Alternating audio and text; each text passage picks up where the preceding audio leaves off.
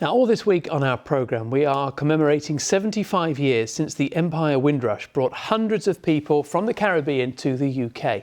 They were responding to the British government's call to fill jobs after the Second World War. Many people went on to work in the NHS, and some skilled workers were forced to take menial jobs. But some used this as an opportunity to be their own boss. Tonight, our business correspondent Mark Goff looks at firms set up by people from the Windrush generation and how their businesses are thriving and providing jobs. Thumbs up for the latest batch of Caribbean bread, fresh out of the ovens in Smethwick. This is the Sunrise Bakery, the largest Caribbean bakery in the country, supplying all kinds of shops, including the big four supermarkets. Errol Drummond is the current boss. His late father, Herman, started the firm in 1966 with his business partner, William Lamont. Being their own boss was their way of escaping the racial tensions and discrimination they faced on the building sites and factories where they worked when they first came to the UK as part of the Windrush generation. That generation, the very fact that they left the Caribbean and travelled 4,000 miles to an unknown country, and have to start basically from scratch. And, truth be told, they were actually sometimes in a very hostile environment. So everything that they did, they had to more or less start from scratch, whether it was starting their own business, supplementary schools, churches. They all did that from scratch. There wasn't a generation, there weren't a generation that complained. They just got on and did things. But it wasn't just about escaping discrimination. This was an economic need, a need to provide for their families, and a need to provide to others from the Caribbean who'd made that decision to come to the UK.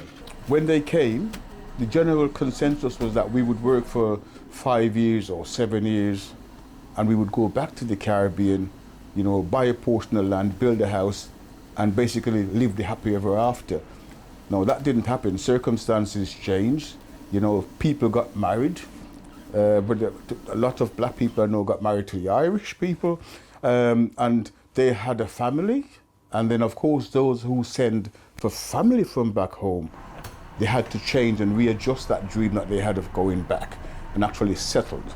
And that's the reason why, my father and his partner, Mr. Lemon, started this business, because they realized that nobody was going back home.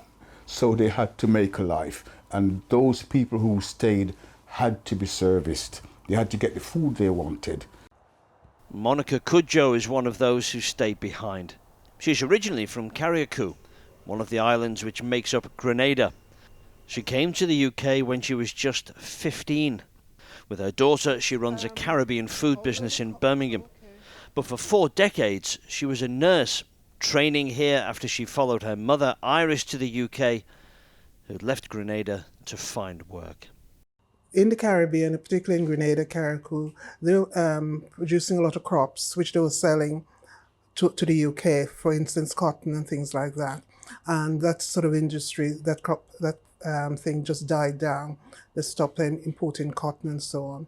So they had to find work, and the invitation was there for them to come over here. So that was one of the reasons she came over here, to find a job, to work. And so you were left behind? We were left behind. Myself and my siblings were left behind in the care of our relative, aunt and uncle. Yeah.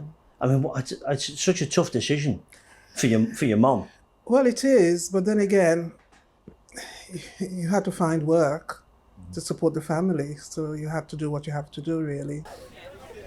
The business is called Tan Rosie. Tan is an alternative name for auntie in the Caribbean, and Rosie was Monica's grandmother. Yes, it is a great reminder of growing up. Yeah. I started this business after I retired. Yes, I needed something to do in my retirement. I mean, I was only just still quite young when I retired at 60. Quite young at 60. Quite young. So you didn't feel like taking it easy then? Not yet, not yet. No, I do. But yes, I started when I was 60, I retired when I was 60, and then I started the business working from home, because I used to do little sauces and jams and so on towards the end of my coming to end retirement. And I thought I'll carry on and do this and perhaps get a little stall at one of the farmers markets and sort of do it for about 6 months of the year, and then retire to go to the Caribbean for another 6 months. Didn't quite happen. There is a Windrush legacy, but unfortunately, that legacy could have been enhanced or passed on better if it became part of the educational establishment, became part of the national curriculum, if you like, and children could actually understand what their parents and their grandparents did, what they went through, the journey that they made from the Caribbean to the UK. And remember, they didn't come for free. You know, people don't understand or know that there was a price for getting on that ship, and it was a significant amount of money. Just two remarkable stories out of many. Mark Goff, ITV News.